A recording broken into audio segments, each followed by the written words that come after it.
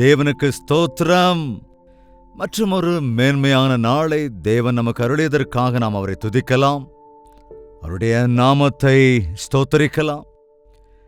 தேவனோடு கூட இன்றைய நாளை ஆரம்பிக்கலாம். எழுந்துட்டீங்களா? சரி, வாங்க ஒரு சின்ன ஜெபம். பரிசுத்தமுள்ள பிதாவே, தினந்தோறும் உம்மை சார்ந்து கொள்வதற்கும் உமக்குள் ஐக்கியப்படுவதற்கும் உம்மோடு கூட முகமுகமாய் சம்பாஷிப்பதற்கும் நாங்கள் கற்றுக்கொள்ள சகாயம் அருள வேண்டும் என்று கிறிஸ்துவின் நாமத்தில் வேண்டிக் கொள்கிறோம் பிதாவே, ஆமென். தேவனுக்கு ஸ்தோத்திரம். எப்படி இருக்கீங்க? நல்லா இருக்கீங்களா? இல்லை ஏதாவது வருத்தத்தோடு இருக்கீங்களா? நமக்கு தேவன் துணையா இருக்க வேண்டும் என்றுதான் ஆசைப்பட்டார். ஆதாம் தனியா இருப்பது நல்லதல்லவென்றுதான் அன்று அவனுக்காக ஏவாளை தந்தார். அந்த ஆதாம் ஏவாள் மறுபடியும் தனியாயிருப்பது நல்லதல்ல என்று கண்டு பிள்ளைகளை அருளினார். பிள்ளைகளும் தனியாயிருப்பது நல்லதல்லவென்று அண்ணன் தம்பிகளையும் அக்கா தங்கைகளையும் அருளியிருக்கிறார்.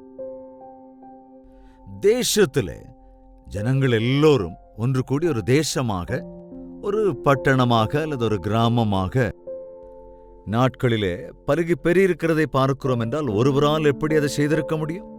2 பேர் எந்த கட்டிடத்தை கட்ட முடியும்? 3 பேர் எப்படி பெரிய பெரிய விஞ்ஞானங்களை எல்லாம் கண்டுபிடிக்க முடியும்?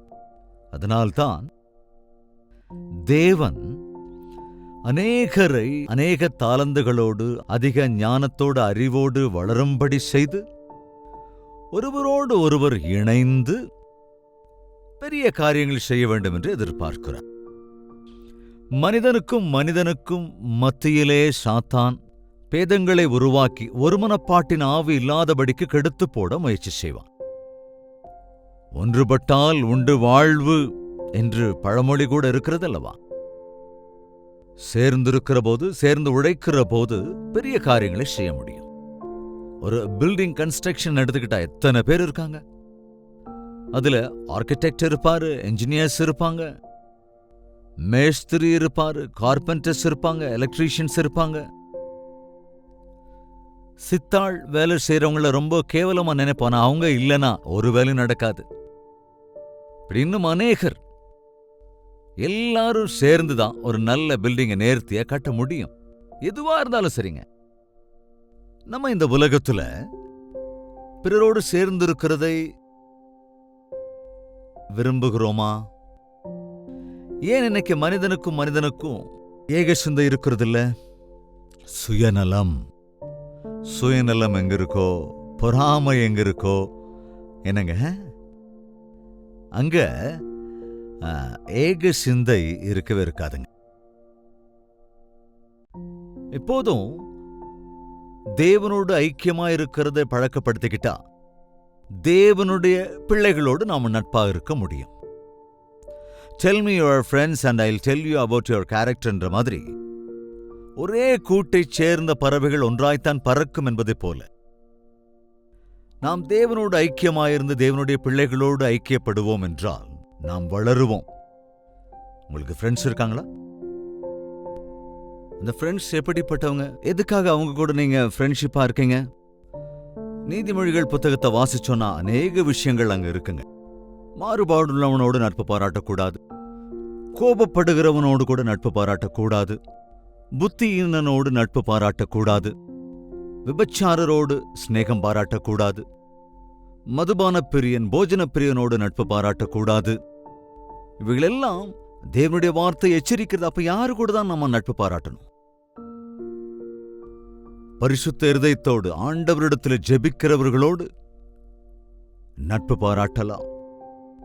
எல்லாவற்றை காட்டிலும் முக்கியமாக ஒரு உண்மையான சிநேகிதன் நமக்கு இருக்கிறார். அவரே இயேசு கிறிஸ்து. ஆண்டவராகிய இயேசு ஒரு கூட்டத்துக்கான தேவன் அல்ல. அவர் தனிப்பட்ட விதத்திலே நம்மை நேசிக்கிறார். அவர் நம்மை சிநேகிதர் என்று அழைப்பதாக அன்று சீஷர்களிடத்திலே சொன்னார் அல்லவா?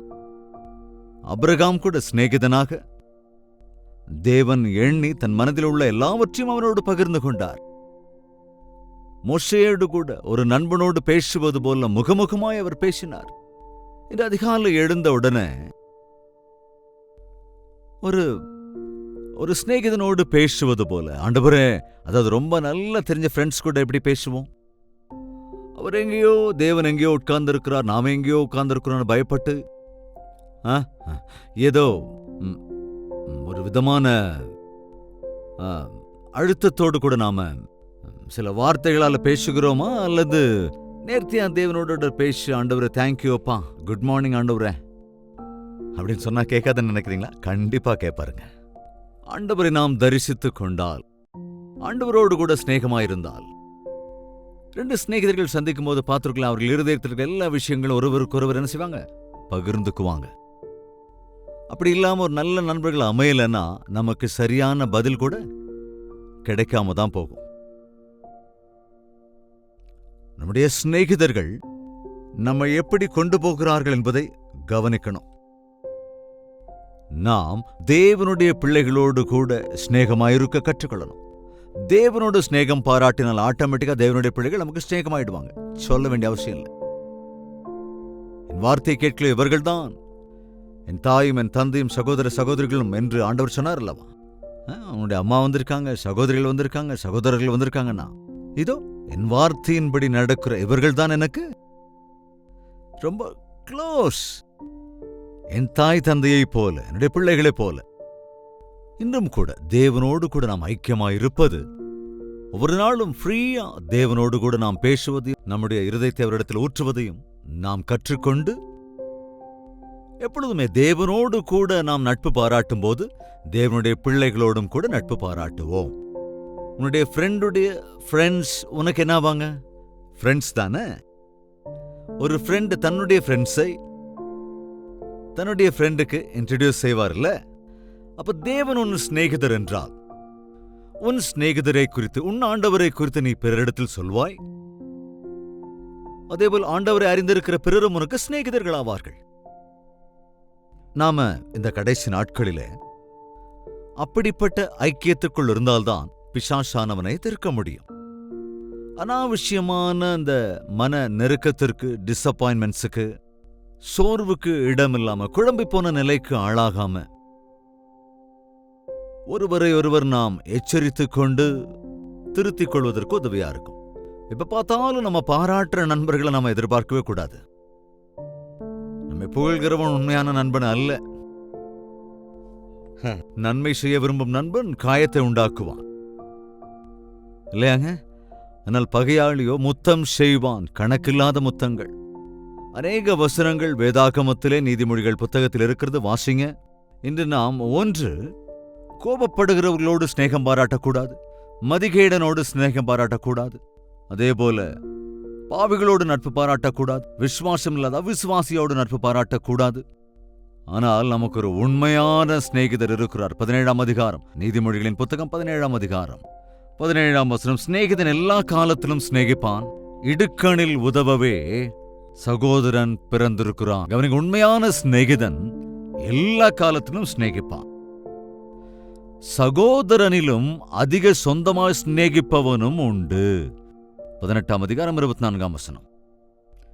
நாட்களில் உங்களுக்கு விதவிதமான நட்பு, அதாவது கொலீக்ஸ்ன்னு சொல்லுவாங்க, ரூம்மேட்ஸ்ன்னு சொல்லுவாங்க, வேற ஃப்ரெண்ட்ஸ் அப்படிம்பாங்க. இன்னும் நிறைய பேருக்கு, அதாவது உலக பிரகாரமா அவங்க எண்ணத்திற்கு ஏற்றபடி, அவங்க விருப்பத்துக்கு வாழ்றவங்கள தங்களுடைய ஃப்ரெண்ட்ஸா ஏத்துக்கிட்டவங்க இருப்பாங்க.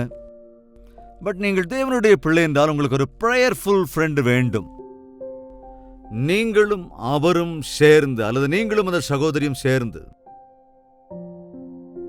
அதாவது உங்க ஃப்ரெண்ட்ஸ் இதுல ரொம்ப கேர்ஃபுல்லா இருக்கணும். கேர்ள்ஸுக்கு கேர்ள் ஃப்ரெண்ட்ஸும், பாய்ஸ்க்கும் பாய் ஃப்ரெண்ட்ஸும் இருப்பாங்களே தவிர, வாலிபர்கள் இன்னைக்கு விவாகத்துக்கு முன்னரே எனக்கு கேர்ள் ஃப்ரெண்ட் இருக்கா, பாய் ஃப்ரெண்ட் இருக்கான்னு சொல்றாங்க. தட் இஸ் ராங் ரிலேஷன்ஷிப் ஆயிடும். Don't give room. பிசாசானவனுக்கு இடம் தரக்கூடாது. தீயவையாய் காணப்படுறதுக்கு தூரமா இருந்துடணும். உன்னுடைய சிநேகிதன் ஜெப வீரனாய் இருந்தா, நீங்களும் சேர்ந்து ஜெபிக்கிற பழக்கத்தில் இருந்தீங்கன்னா, 2-3 பேர் சேர்ந்து ஜெபிக்கும் போது தேவன் அற்புதத்தை நிகழ்த்துவார், தம்முடைய பிரசன்னத்தை அருளுவார். பைபிள்ல எத்தனை பேருக்கு தெரியும், தானியேல் என்ற புத்தகம் இருக்கிறது. அந்த தானியேலின் புத்தகத்துல தானியேலுக்கு 3 ஃப்ரெண்ட்ஸ் இருந்தாங்கங்க. யாருங்க அவங்க? Shadrach, Meshach, Abednego. ஒரு முறை பார்க்கலாம். தானியேலின் புத்தகம்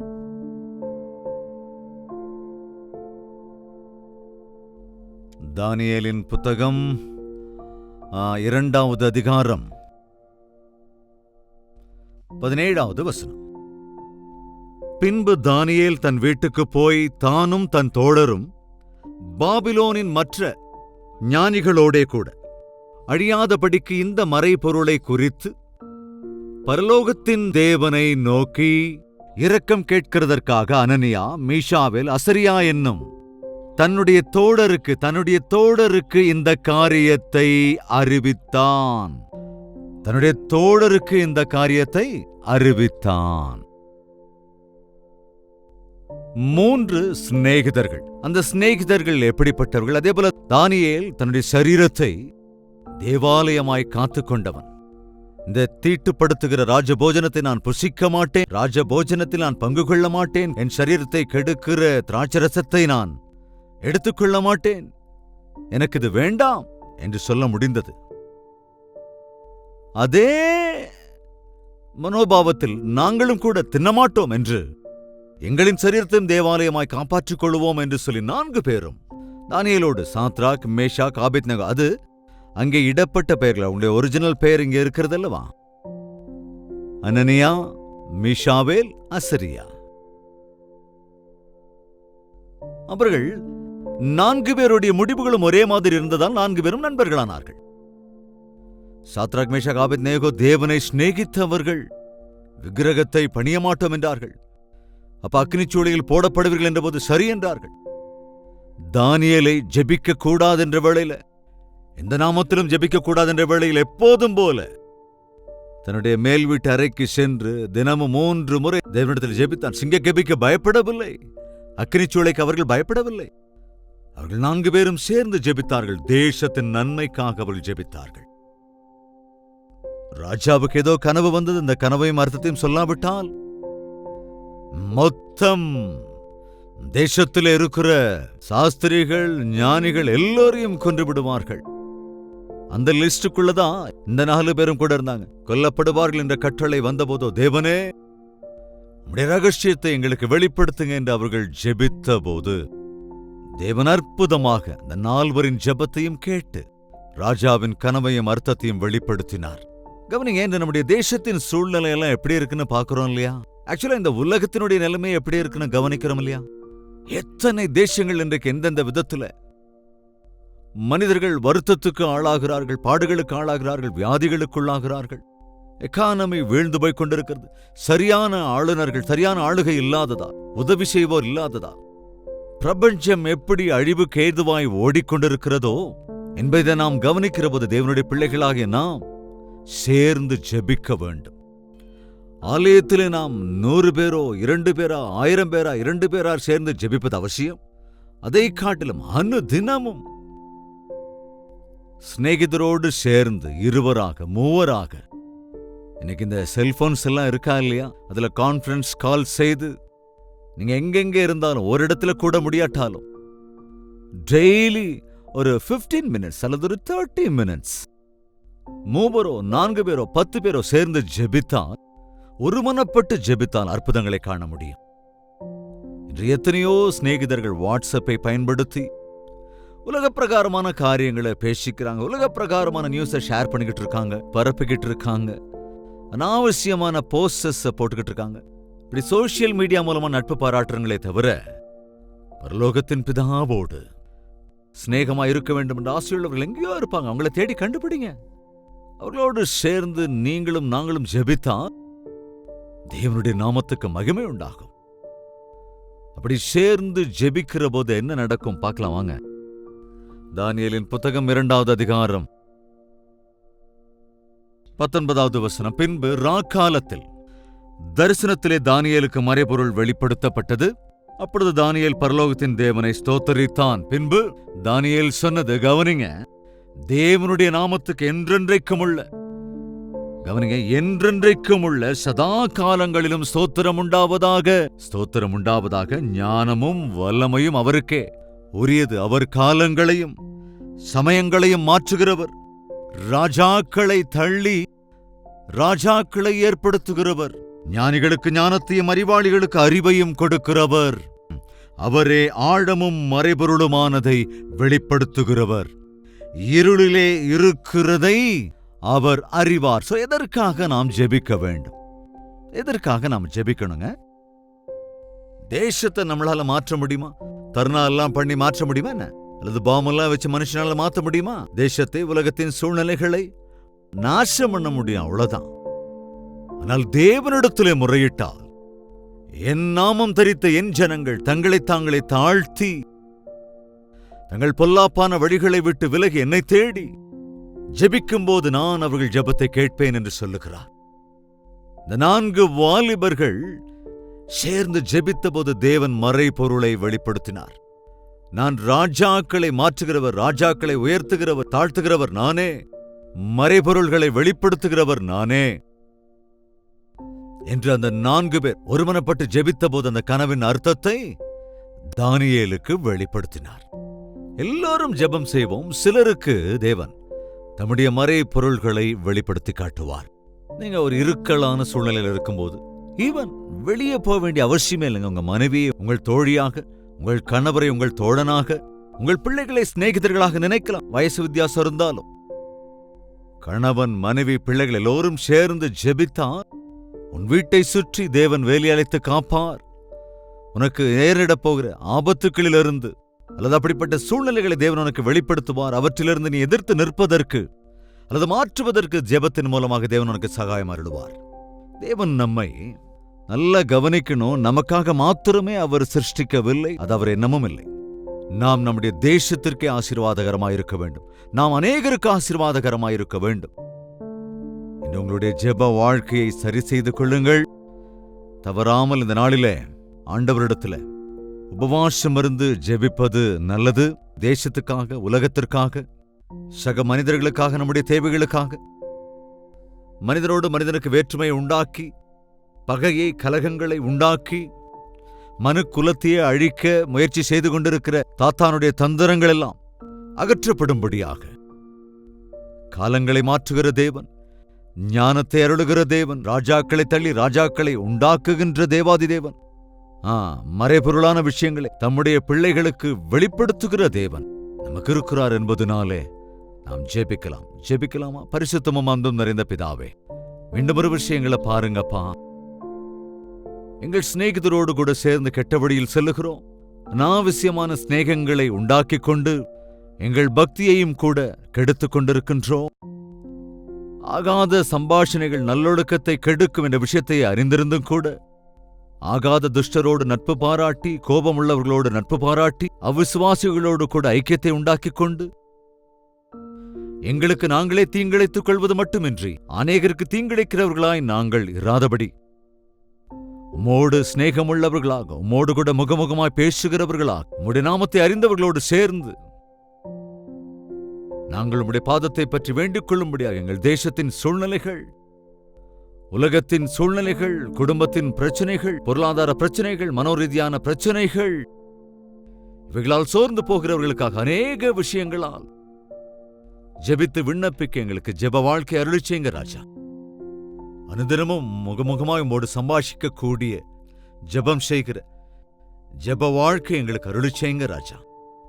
அனுதினமும் எங்கள் நண்பர்களோடு சேர்ந்து ஜெபிப்பதற்கும் பரிசுத்த ஆவியானவருடைய கிரியை இந்த பூலோகம் முழுவதும் நடக்கிற விதத்தில் முன்னெடுக்க எங்கள் ஒவ்வொருவருக்கும் சகாயம் அருள வேண்டும் என்று கிறிஸ்துவின் நாமத்தில் வேண்டிக் கொள்கிறோம் பிதாவே, ஆமென். நம்முடைய கர்த்தராகிய இயேசு கிறிஸ்துவினுடைய கிருபையும், பிதாவாகிய தேவனுடைய அன்பும், பரிசுத்த ஆவியினுடைய அந்யோன்ய ஐக்கியமும், சந்தோஷமும், சமாதானமும் நம் அனைவரோடும் இன்றும் என்றும் சதா காலங்களிலும் தங்கியிருப்பதாக, ஆமென். தேவனுக்கு ஸ்தோத்திரம். உங்களுக்கு ஜெபிக்கிற நண்பர் இருக்கிறாரா? யார் ஒரு நல்ல விசுவாசியை, ஒரு நல்ல ஜெப வீரரை, தேவ பயபக்தியோடு இருக்கிறவர்களை, ஒருவரையோ இருவரையோ தெரிந்து கொண்டு சேர்ந்து ஜெபியுங்கள். அனுதினமும் தேவனிடத்தில் விண்ணப்பம் பண்ணுங்கள். இருதயங்களை பகிர்ந்து கொள்ளுங்கள். தேவனுக்கு முன்பாக முறையிடுங்கள். அற்புதமான பதிலை தேவன் உங்களுக்கு மாத்திரமே அல்ல, உங்களை போன்ற நிலைமையில் இருக்கிற எல்லோருக்கும் தேவன் தமது பதிலை அருளுவார். உங்களுக்காக ஜெபிக்க 8939801234 என்ற நம்பருக்கு ஒரு டெக்ஸ்ட் அல்லது வாய்ஸ் மெசேஜ் மூலமாக நீங்கள் வாட்ஸ்அப் மெசேஜ் அனுப்பி தெரிவியுங்கள். உங்களுக்காக நாங்கள் ஜெபிக்கிறோம். அது மாத்திரமல்ல, இந்த நிகழ்ச்சிகளை குறித்து பிறருக்கு ஷேர் செய்யுங்கள். அவர்களும் தேவ ஆசீர்வாதத்தை பெற உதவியாயிருங்கள். தேவனுக்கு சித்தமானால் நாளை இதே நேரம் இதே அனுதின தியானத்தில் மீண்டும் நாம் சந்திக்கலாம். அதுவரைக்கும் தேவனுடைய மகா கிருபை உங்களுக்கு துணையாயிருப்பதாக.